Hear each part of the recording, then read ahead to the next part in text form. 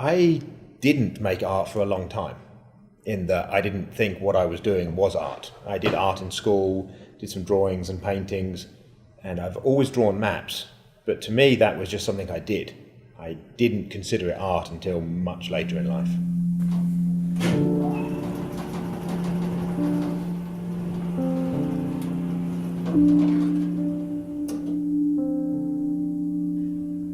The maps really came from my fascination with the world around me.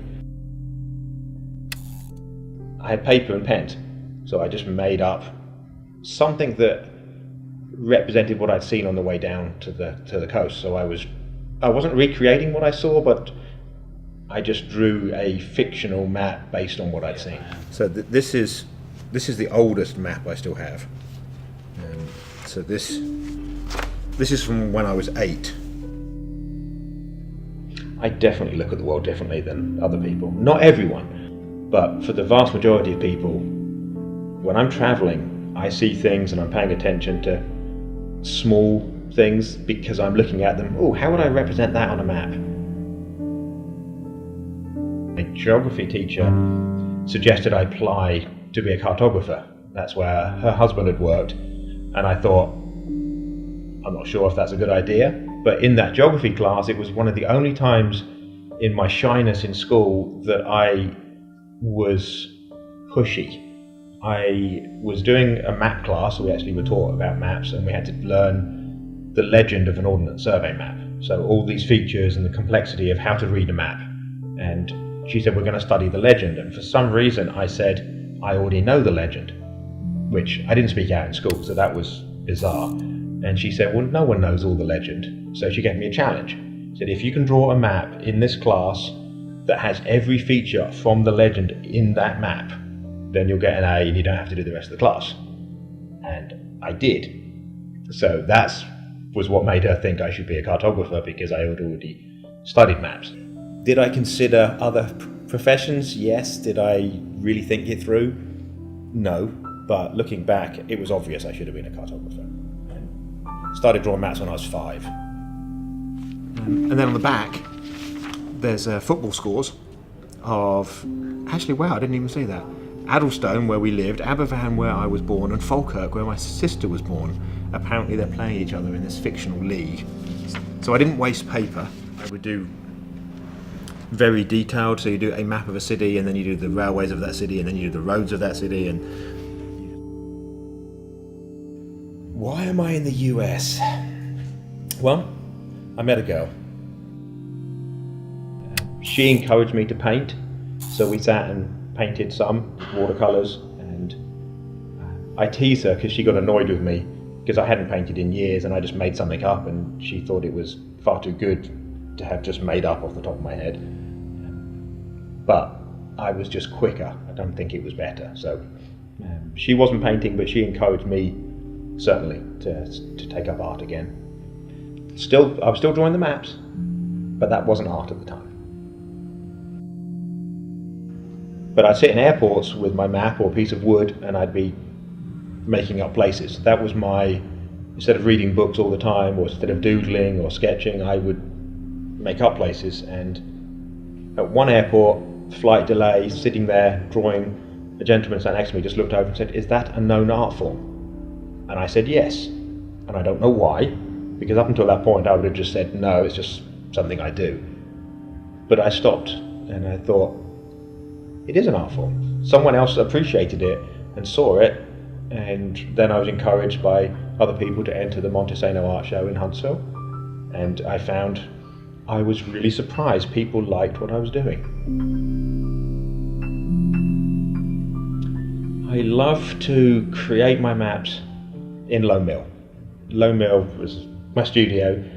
It's a very encouraging atmosphere. I love old buildings anyway. I just did a whole series of maps based on Lowe Mill because I looked at the walls or the floor and I saw things that looked like terrain or looked like map features or the potential for map features. So it's a very inspiring place. My maps have very much evolved. So starting on paper, then I actually went to wood, and then realised, oh, this works. And that's evolved because then I had to find new pens and new ways of actually drawing on wood that didn't bleed or didn't look a mess. So then I went from wood to canvas. So I wanted to do nighttime maps, so portraying a city from above by every dot of light. From there I went to board. There's a really good clay board that I can use that looks like paper but is much more stable and is much better for commissions for a large piece. And then from there I progressed to skin. And my most recent series is called Human Terrain, which is drawn on the terrain of a human body. Does my art increase understanding? It's a tricky question in some respects because the answer's yes and no. No, because people are confused by what I do. They look at it and say, so it's not a real place, but it's set somewhere in the real world and it looks like it could be a real place. And I say, yes.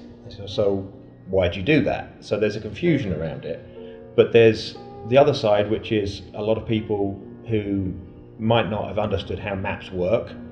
There's definitely the maps on wood where I use grain of wood as contours.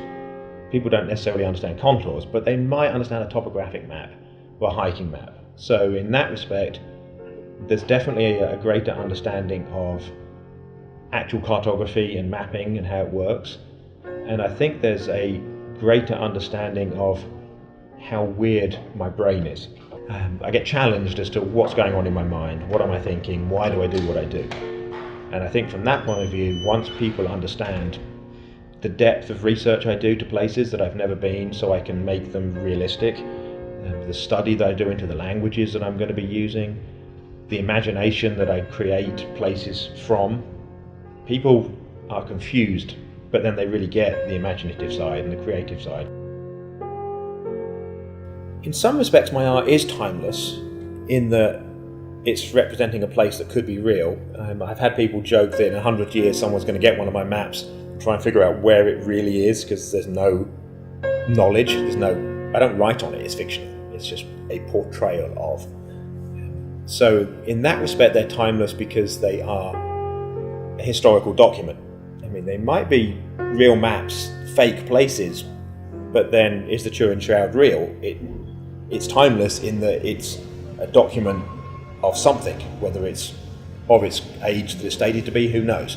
So in that respect, yes. In some respects, no, because they're a snapshot of time, so they can't be timeless if they're static. So I want them to live up beyond me, but it's an oxymoron in some respects as to whether they are actually timeless in themselves.